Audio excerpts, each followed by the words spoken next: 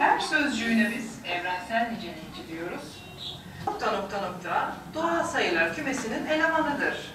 Qx, x'in bazı değerleri için sağlanırken bazı değerleri için sağlanır. Bir A sayısı, bakın bir A sayısı, Px açık önermesinin, Px önermesi bakın nasıl verilmiş.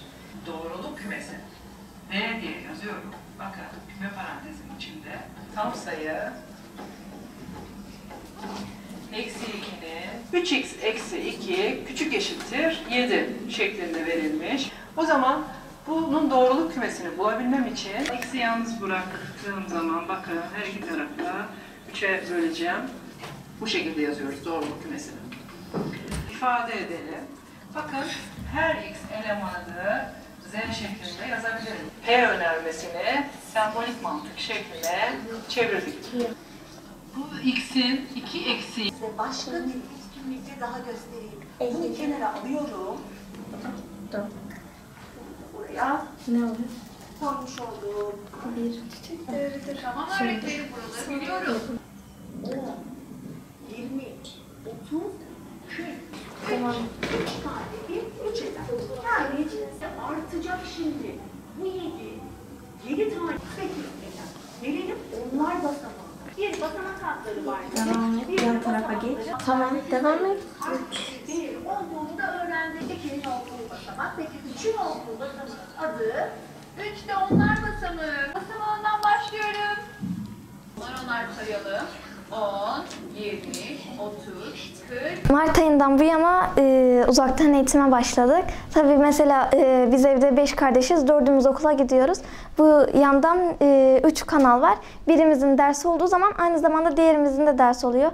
Aynı zamanda evde sadece bir telefon olduğu için hepimiz birden yan derse katılamıyoruz. Bu yüzden sıkıntı çekiyoruz. Birimiz televizyondan katılsak, diğerimiz tabletten ya da telefondan katılsak ikimiz boşta kalıyoruz. Bu yüzden ablamın TYT'ye hazırlanması gereken benim LGS'ye hazırlanmam gerekiyor. Boşta kalıyoruz. Bu yüzden diğer kardeşlerim de yani derslerine iyi hazırlanamıyor. Bu süreç açıkçası bize yaramadı. Yüz yüze eğitim gibi olmuyor. Bu süreç gerçekten bize yaramadı. Okulumuzu özledik, arkadaşlarımızı özledik. Yani kademeli şekilde bu yapılabilir. Önce 1. sınıflar oldu. Şimdi de daha çok sınavları olan sınıflar kademeli şekilde yapılabilir. Çünkü dediğim gibi evde telefon sıkıntısı var. Telefondan ya da kitaplardan anladığımız öğretmenlerden yüz yüze olan gibi olmuyor. İnternet sıkıntımız var. Telefonda sürekli internet olmuyor ya da olsa bile dörtsümüz birden olduğumuz için aynı anda derse giremiyoruz ya da öğretmenler ödev gönderiyor telefon, tablet üzerinden. Aynı zamanda diğer kardeşlerimin de ödevleri oluyor. Bu yüzden yani birimiz yapıyoruz, üçümüz boşta kalıyoruz ya da canlı derslerimiz hepimiz ard arda oluyor. Birimiz katıldığımızda diğer üçümüz katılmıyor. Bu sefer de hocalar neden katılmadınız diyorlar. Bu yüzden gerçekten sıkıntı yaşıyoruz. Mart ayında pandemiden dolayı okullar kapandı. Bu yüzden okula gidemedik. Bir şekilde evde kendimiz halletmeye çalıştık derslerimizi. Bu canlı ders, uzaktan eğitim, bu sistemin oluşması da biraz zaman aldı. Bu yüzden geride kaldık. Daha sonra canlı derslerle bir şekilde toparlanmaya çalıştı ama yığıldığı için bu sefer yine olmadı. Aynı zamanda şöyle bir durum var ki herkesin interneti, tableti veya bilgisayarı yok. Telefonla da katılmak açıkçası zor oluyor çünkü her an birisi arayabiliyor. Bu yüzden derslere katılamıyoruz. Aynı zamanda benim kardeşlerim de var. Bu sefer onlar da katılamıyor. Hepimizin dersleri aynı saate denk geliyor. Onun haricinde televizyondaki de çok fazla düzgün olmuyor. Çünkü birisi çizgi film izlemek istiyor, birisi dersine girmek istiyor. Onlar arasında da bir sıkıntı oluyor.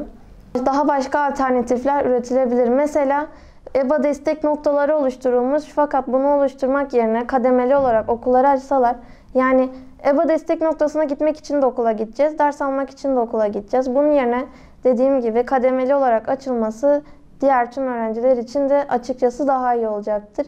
Ve şöyle bir durum daha var ki canlı derslere giremeyince hocalarımız kızıyor neden girmiyorsunuz diye. Bu durumu izah edince de pek fazla anlayışla karşılanmıyor doğrusu. Pandemiden dolayı okullar kapandı. Okullar kapandığı için internet sıkıntımız var. Öğretmen ara sıra telefondan ödev gönderiyor. İnternet olmadığı için de ben bakamıyorum. Ablamgil sınavlara çalışıyor. Öyle çok yoğunuz. Televizyonumuz da bozuk. Onun için televizyondan da ara sıra görünüyor, görünmüyor gibi oluyor. Ödevlerimi yapamıyorum. Canlı derse giremediğim için de öğretmen kızıyor. Niye canlı derse girmedin diye kızıyor. Ablam sınava girdiği için ben de canlı dersimi yapamıyorum. Okulumu özledim, arkadaşlarımı özledim, öğretmenimi özledim.